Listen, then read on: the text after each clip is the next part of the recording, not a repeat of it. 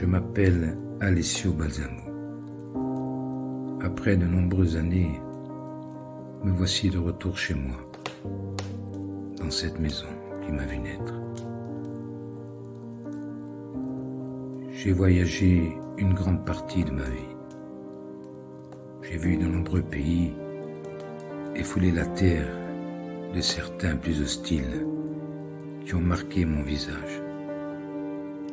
Pourtant, au cours de mes voyages, j'ai eu grand plaisir à croiser le chemin d'hommes et de femmes, parfois hauts en couleur, mais tous gardiens de leurs mémoires ancestrales, leurs coutumes, leur histoire et leurs légendes.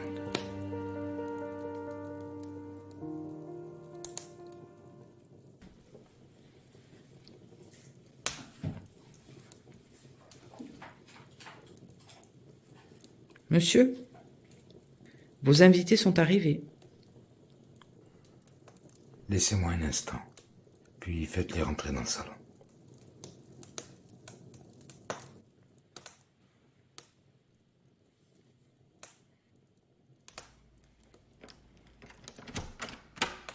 Entrez, entrez, je vous prie. Entrez. Soyez les bienvenus. Prenez place. Certains visages me sont familiers. J'ai bien connu votre père, du moins quand nous étions enfants. Je suis très heureux de vous recevoir. Pour cette première soirée, j'aimerais vous conter l'histoire d'un personnage légendaire, issu de la mythologie celtique irlandaise. Son nom est Oisin. C'est une histoire que j'apprécie particulièrement et que je voulais partager avec vous. Aussi, commençons. Dans les temps reculés, l'Irlande était souvent le théâtre de rudes combats, perpétrés par des guerriers de Grand Nord, arrivés par la mer. Face à ces hordes barbares, une grande armée. Une armée formée de valeureux chevaliers, fils de familles princières de l'île. Disséminée aux quatre coins du pays, elle protégeait la terre d'Irlande. Elle portait le nom de Fianna. Un de ses grands héros se nommait Finn McCool, fils de Camul, le fondateur de la Fianna. Courageux et jouissant d'une force spectaculaire, il s'hissa très vite au rang de grand seigneur de guerre.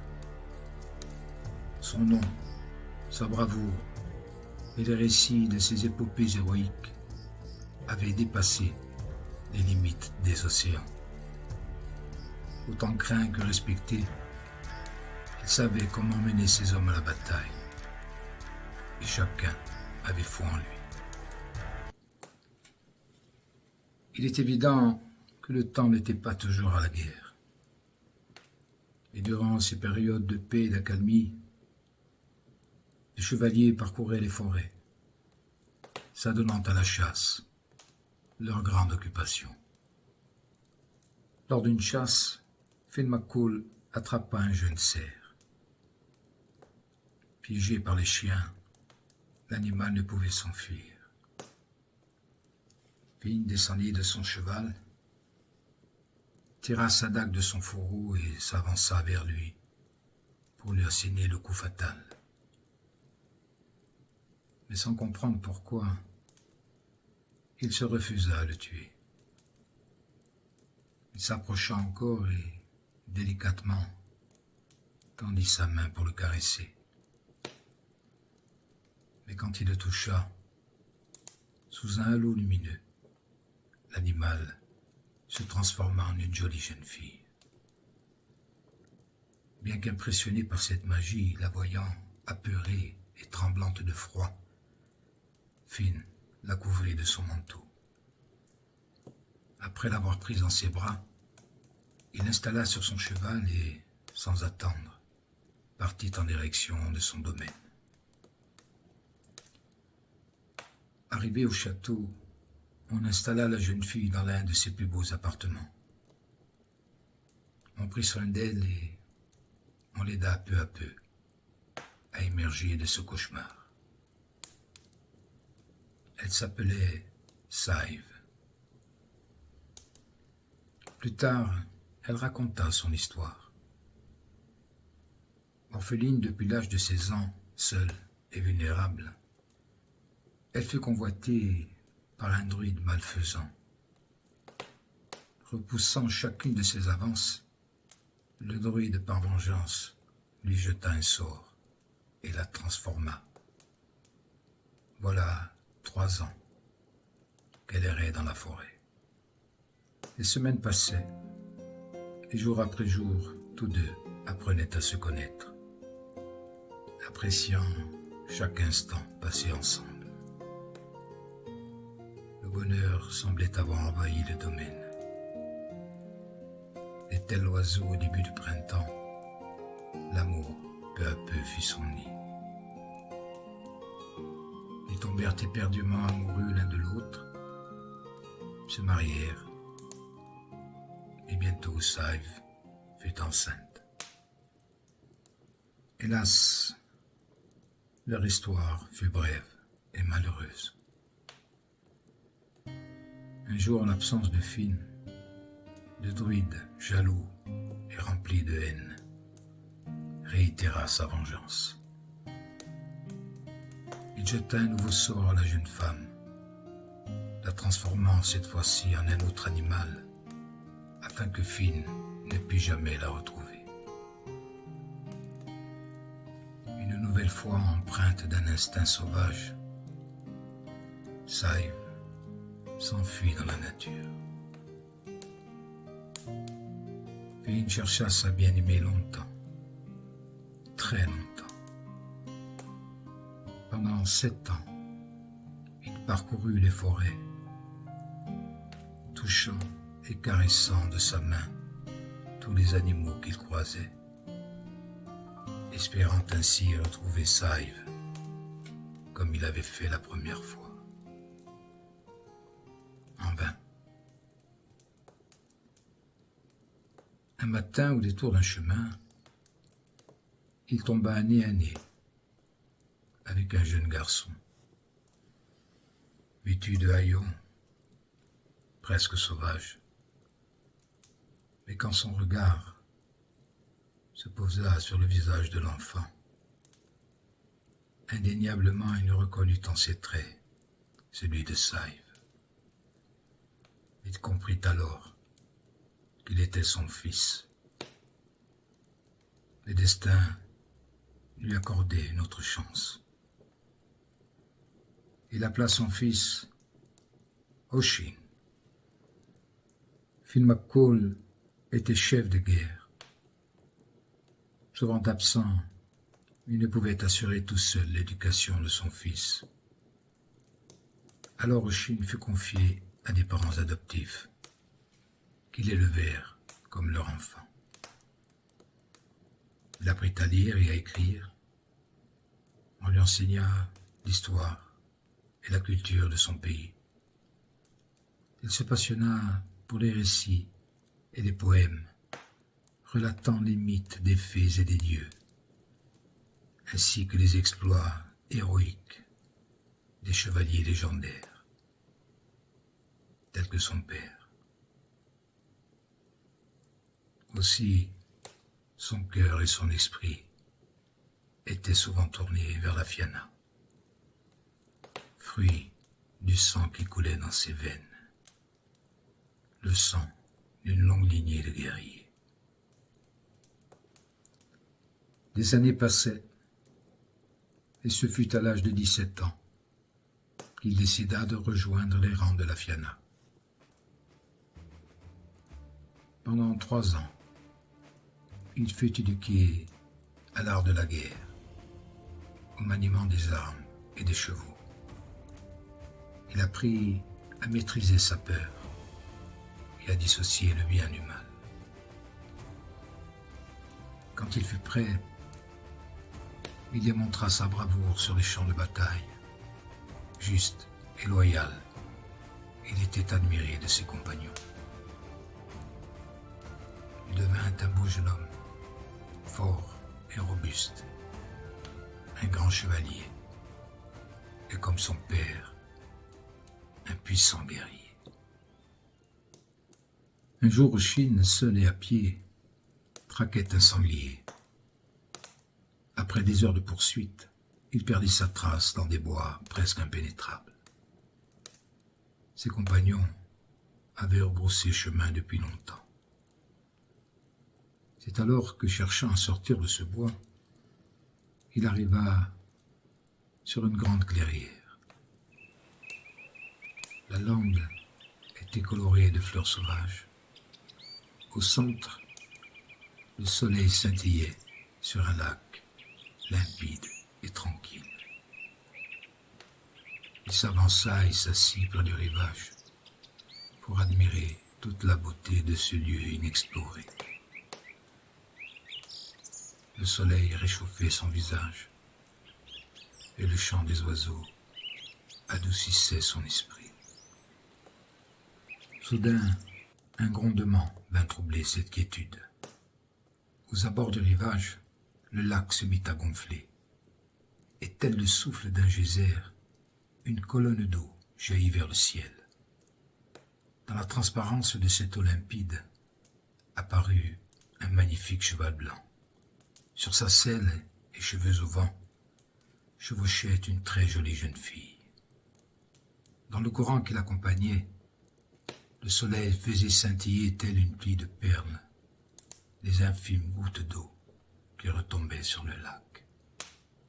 Apparition magique de beauté et de majestuosité. Les eaux redevenues plus calmes, elle s'approcha d'Oisin, lui sourit et se présenta à lui. Je m'appelle Nive, reine du royaume féerique de Tir Nanog, fille de Mananam Maclir, dieu des mers. Oh, pensez Oisin. Comment pouvait-il en être autrement? Combien de chants, combien de poèmes ont vanté sa beauté. Nive reprit et dit: Je t'ai observé sur la lande. Je te trouve très beau. Viens avec moi dans mon royaume. Deviens mon amant, et nous vivrons tous deux éternellement. Il est dit que quand une fée décide de son amant, c'est pour l'éternité. Pour Nive, son choix était fait. Seul l'élu avait le pouvoir de décider. Mais il n'arrivait pas à détacher son regard de ces grands yeux bleus qui le dévisageaient. Oisin avait une grande décision à prendre. Sa vie, sa destinée était entre ses mains. Aussi il demanda à Nive de lui laisser jusqu'à l'aube pour réfléchir. Il s'isola et alla s'asseoir près d'un frêne à l'orée du bois. Nive, toujours sous son destrier, l'observa toute la nuit, sans jamais le quitter des yeux. Au petit matin, Oisin lui annonça qu'il était prêt à la suivre. Nive, heureuse, lui tendit sa main, l'invitant à grimper sur son cheval. Ce qu'il fit, et tous deux partirent dans les eaux vers Tir Nanog. C'était un monde merveilleux, de magnificence, de féerie et de félicité. Un monde dans lequel il connut l'amour fou de Nive. Ils se marièrent et de leur union naquirent 3 enfants. Ils eurent 2 fils et une fille. De son côté, Oshin décida de mettre de l'ordre dans le royaume.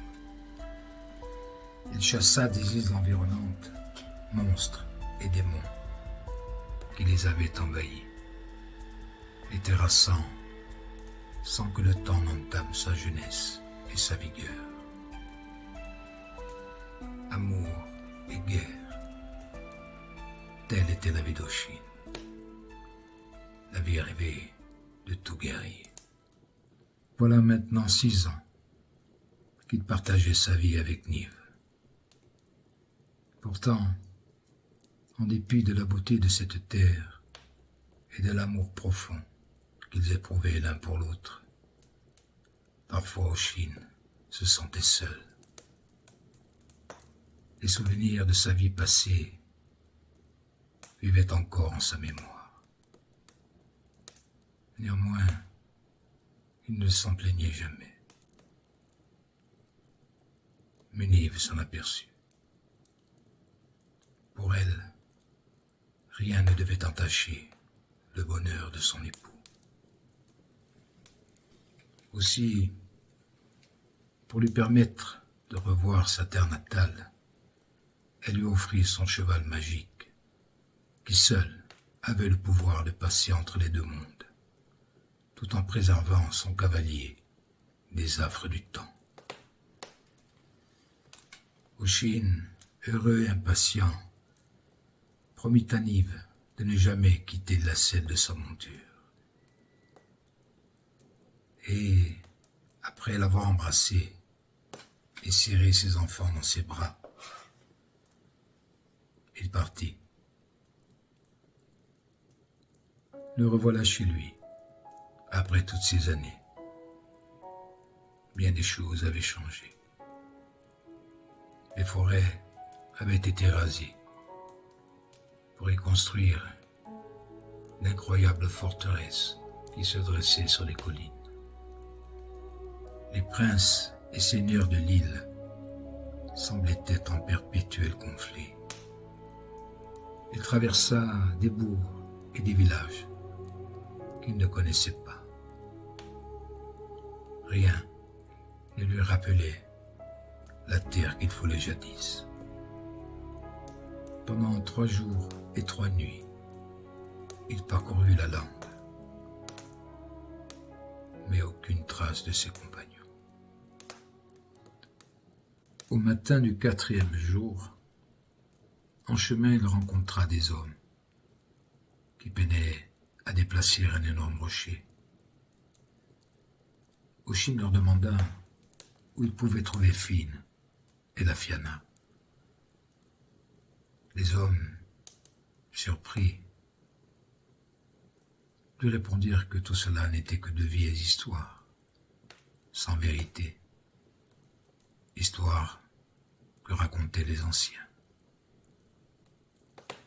Ce qu'Oshin ignorait, c'est que dans le monde des mortels, 3 siècles s'étaient écoulés depuis son départ.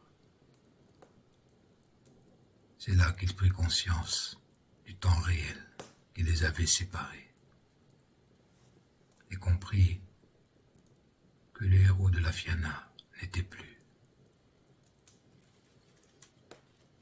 Triste et désemparé, il se résolut à retourner auprès de Nive, car plus rien ne le retenait en ces lieux. Avant de repartir, voyant les hommes s'épuiser à la tâche, il décida de leur prêter main forte à déplacer ce rocher qui entravait le chemin. Les hommes attachèrent le bout d'une corde autour du rocher et Oshin attacha l'autre extrémité au pommeau de sa selle. Toujours sur son cheval, il tira sur la corde maintes et maintes fois. Mais le rocher ne bougeait pas. À son ultime tentative, il tira si fort que la sangle de sa selle se déchira et Oshin tomba à terre. En un instant, son cheval disparut, retournant dans l'autre monde. Et sous les yeux écarquillés des hommes autour de lui, Oshin se mit à vieillir. Anéanti, il comprit que jamais plus il ne reverrait Nive et ses enfants. Il venait de tout perdre. Le temps l'avait rattrapé. Les hommes, ébahis par ce qu'ils venaient de voir, décidèrent d'aller chercher Saint Patrick.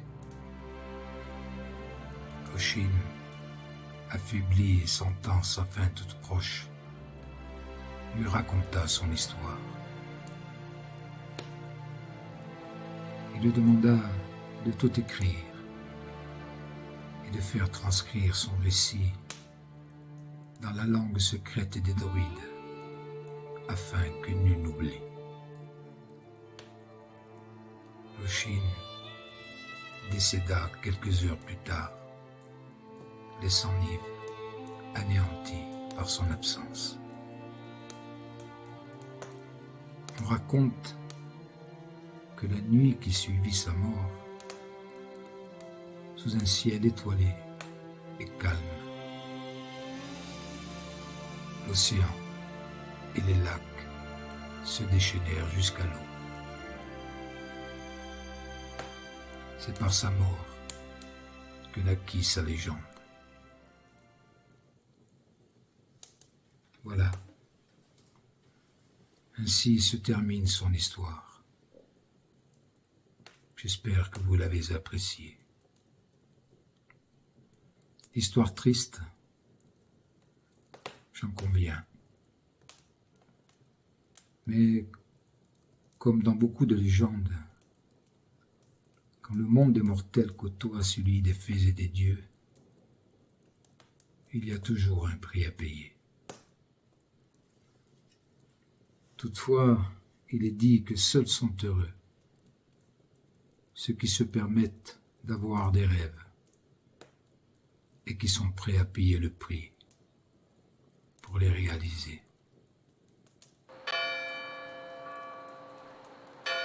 Il se fait tard. Il est temps pour vous de rentrer. Soyez toujours les bienvenus. J'ai d'autres histoires à vous conter. En attendant, je vous dis bonsoir et que doux soient vos rêves.